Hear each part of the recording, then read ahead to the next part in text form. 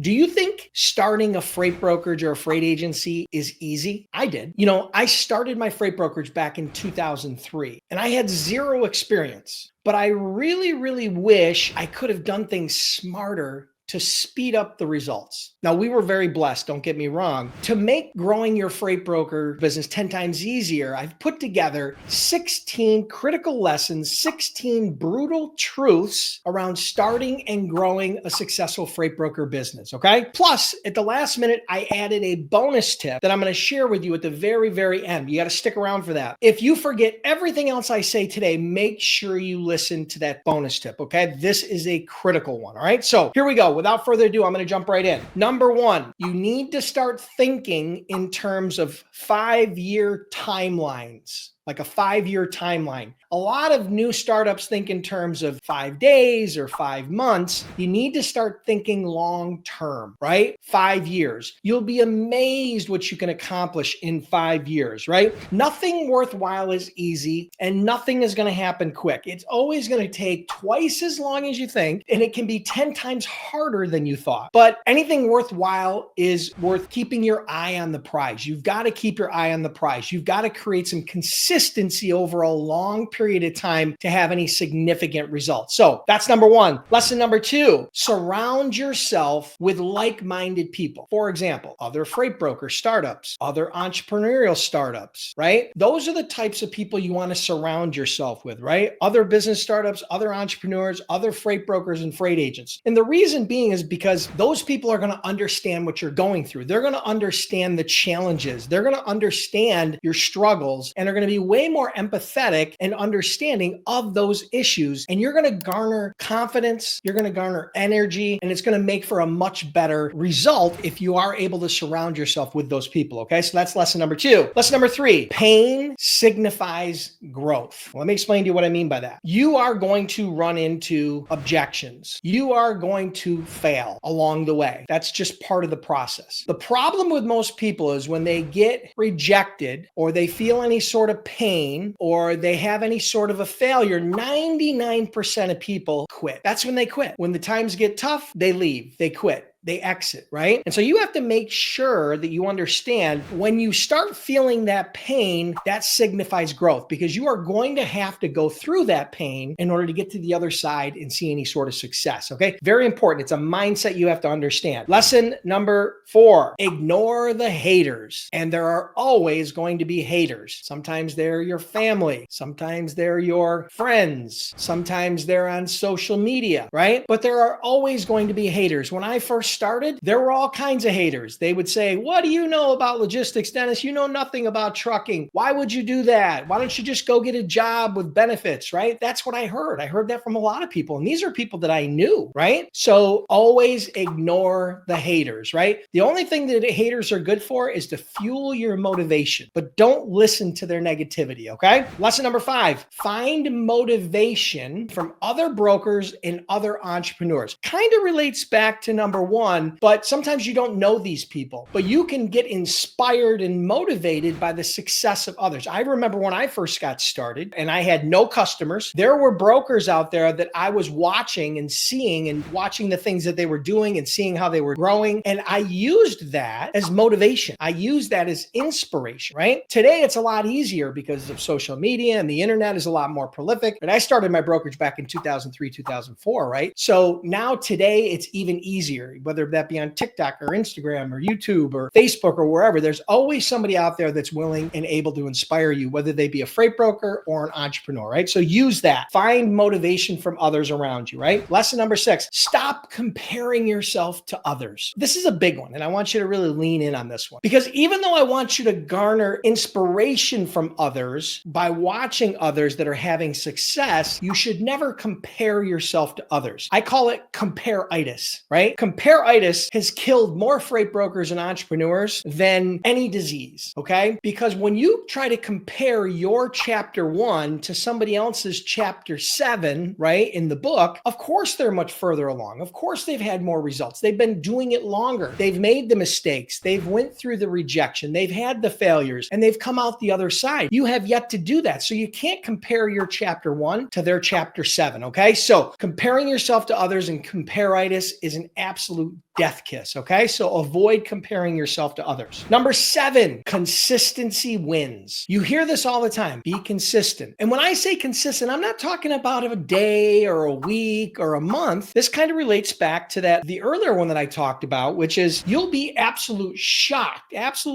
what you can accomplish in 5 years. If you focus, if you could put your head down and focus for 5 years, you'll be absolutely shocked. Let me give you an example. Personal story myself. Started the freight brokerage in 2003, 2004, had zero experience, had zero customers, had zero employees, had zero carriers, had nothing, right? You know more now than I did when I first got started. But I focused intently. And in 5 years, just the first 5 years, we went from zero to over $18 million a year in sales and highly profitable and growing. That's an example of what you can accomplish if you stay consistent, right? If you are consistent day in and day out, right? So consistency is kind of like interest, right? It has exponential growth, and that's what consistency does for you, okay? So that's number 7. And again, remember, stick around. I've got 16 of these lessons I'm going to share with you, but most important, there's a bonus lesson at the end that you really need to hear and you really need to understand. And if you don't listen to anything else I say here, make sure you tune in for that bonus lesson, okay? So number 8, prospect or die. I've heard people say this many times. I don't like sales. I'm not good at sales. I don't like rejection, right? Here's the reality. You are not going to build a successful business unless you learn how to prospect. If you learn how to use cold calling and cold emailing and LinkedIn and face-to-face selling, and you learn those fundamentals, you're not going to be successful as a freight broker. It's just the way it is. All right. So you have to prospect or die. And then the other part of it is, let's say you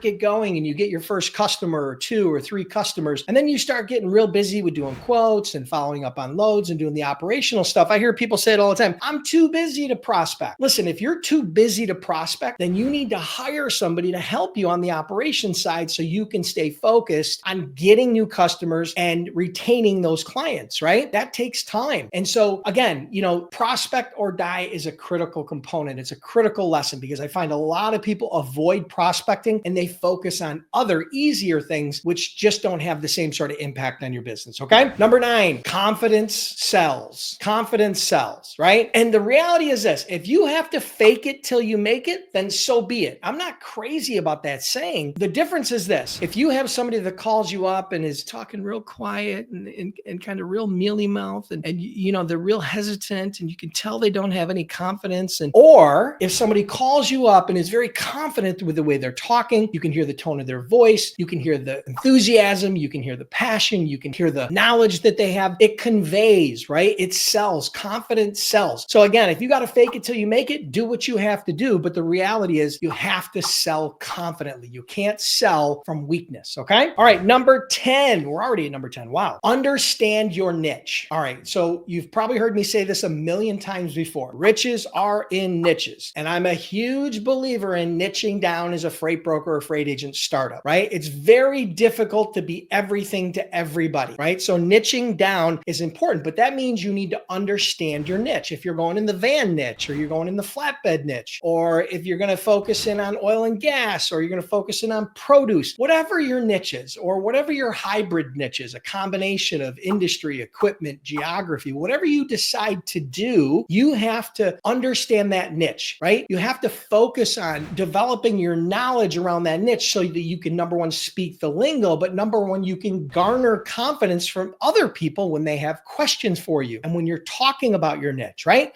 So niching down is very important. Understanding your niche, doing the research and understanding that, very, very important, okay? Number 11, focus on quality over quantity. I would much prefer that you do 50 sales calls a day, right? Where you're gathering sales intelligence and you've had an interesting and unique sales hook and you're doing a multi-touch point outreach strategy with LinkedIn and with email and with face-to-face and different channels. I'd much prefer to see that than somebody just blindly picking up the phone and dialing the phone 200 times a day with some generic, outdated sales script that every shipping manager's already heard, and all you're going to do is trigger a negative response. So quality over quantity. And yes, there's a balance, right? You can't just make 3 sales calls a day and expect to get anywhere, but you should be able to make 40 to 50 to maybe 75 calls a day using a quality strategy or a quality system, right? And have a much bigger impact than 200 blind dials a day. Okay. So focus on quality over quantity. Number 12, this is a big one. Lean in on this one. Be different. I heard a quote years ago. It's by Sally Hogshead, okay? Different is better than better. Let me explain to you what I mean. Most people in business are trying to be better. Better communications, better software, better pricing, right? Better customer service, right? Better website, better marketing, right? Better is good, but it's hard to be better than everybody at everything. It's hard to be better than all of your competition in all of those categories, right? You should strive for that, but the reality is you're never going to be better than everybody at everything. But here's the caveat. Being different is not difficult. It's easy to be different than other people, different in the way you market, different in the way you sell, right? Different in the way you engage your clients, right? Being different is not that difficult. That's where this whole concept of different is better than better comes from. So be different. Your goal is to not sound like any other salesperson that they've ever spoke to before. And that's a big part of what I teach in my Freight Broker Sales Accelerator program. And again, if you guys wanted to check that out, you could get on the wait list for that. It's sold out right now. But if you wanted to get on the wait list for that, you could just go to freightbrokerbootcamp.com/waitlist. Again, you get on the wait list. It's absolutely free. We notify you when spots open up, and then you get all the details. And then hopefully you'll be able to enroll, and I'd be able to be your Freight Broker sales coach. I've trained over 1,000 students through that program, had a lot of great success stories, been very, very blessed. So you can check that out again at freightbrokerbootcamp.com/waitlist. Okay. All right. So number 13, use sales intelligence to stand out. Now, I just talked about that a little bit in the last one. So sales intelligence, first, let me define it for you. Sales intelligence is any data that you can gather from the internet or otherwise that enhances your opportunity to get the sale. For example, checking out their website and looking specifically what type of products they make, looking at their press releases, searching Google for industry news related to the company or the specific product or industry, looking on LinkedIn and identifying who the key decision makers are, looking at a little bit about their work history, any data that you can use to help you throughout the sales process, whether that be in your cold call or whether that while you're navigating the sale, that enhances your opportunity to get the sale. Okay. That's sales intelligence. Leverage sales intelligence. Never go into a sales call blind. If you have a lead list like this and you're just smiling and dialing and you don't know what these companies do and you've done no research on them, stop. Please stop. It's a huge mistake. Spend 2 or 3 or 4 minutes gathering some sales intelligence, educate yourself, and you'll be shocked at the results. Okay. Number 14, social proof is like gold dripped with honey. Okay. So social proof is, for example, testimonials, recommendations, case studies, right? So testimonials and social proof are one of the most powerful tools that I've ever used in sales. So your goal as a freight broker, freight agent, is every customer that you do business with, from your first customer to your last customer, your goal should be to get